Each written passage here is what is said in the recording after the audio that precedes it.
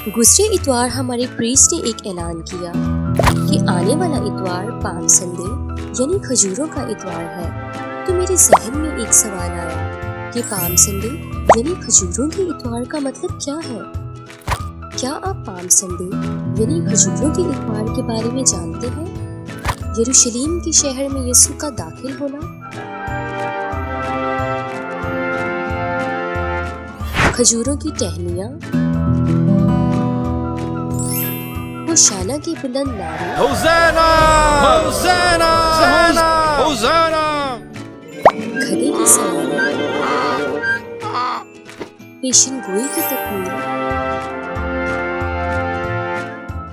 मुकद्दस हफ्ते का आगाज, खजूरों की टहनियों को जलाया जाना। हेलो दोस्तों, मैं यीशु मसीह की एक छोटी सी भीड़ हूँ और आज हम पाम संडे के मुतालिक चंद बातें सीखेंगे। नंबर 1, पाम संडे यानी खजूरों का इतवार यीशु मसीह का यरूशलेम में शानदार बादशाह की तरह दाखिल होने का एक यादगार वाक़या है। लोगों ने यीशु मसीह का पुरजोश इस्तकबाल किया और खजूरों की टहनियाँ लहराते हुए होशाना के नारे लगाए। नंबर 2, हर साल रोज़ों के अयाम के आखिरी इतवार में प्रीस्ट खजूरों की टहनियों को बरकत देता है और हम उन्हें यीशु के जुलूस के वक्त इस्तेमाल करते हैं, जो कि हमें उस पुरजोश वक्त को याद दिलाता है जब यीशु से यरूशलेम में दाखिल हुए। नंबर 3, यीशु मसीह गधे पर सवार होकर यरूशलेम पहुंचे थे, क्योंकि गधे को अमन और आजिज़ी की अलामत समझा जाता है।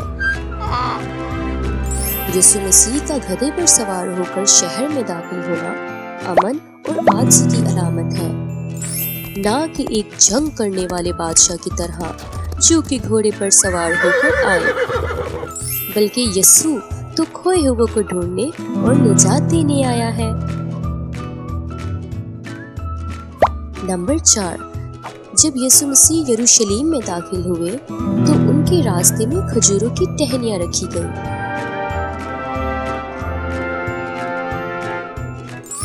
यरूशलेम से एक बहुत बड़ा हजूम यीशु से मिलने निकला और बुलंद आवाज से नारा लगा रहा था, होशाना होशाना होशाना होशाना।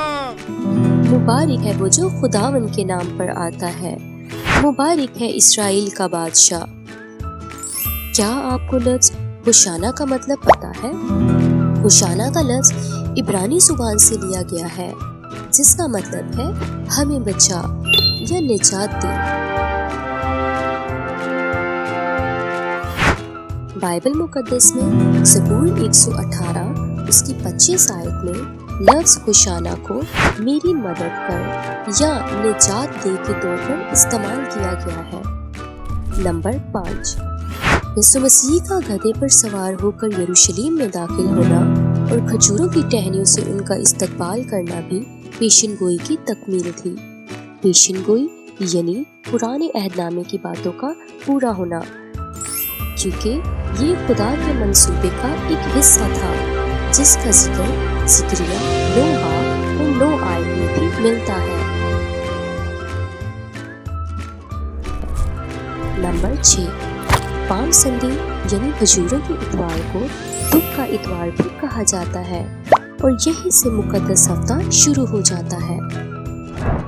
नंबर 7, खजूरों के इतवार के बाद इस्तेमाल शुदा खजूर की टहनियों को जलाने के लिए महफूज कर लिया जाता है और अगले साल राख के बुध के दिन इस्तेमाल किया जाता है। पाम संडे के बारे में ये तमाम हक़ाइक़ हैं। उम्मीद करती हूँ आज आपने कुछ नया सीखा होगा। अपने दिलों में यीशु को वेलकम ज़रूर करें। फिर मिलते हैं, खुश रहें और अपना ख्याल रखें। शुक्रिया।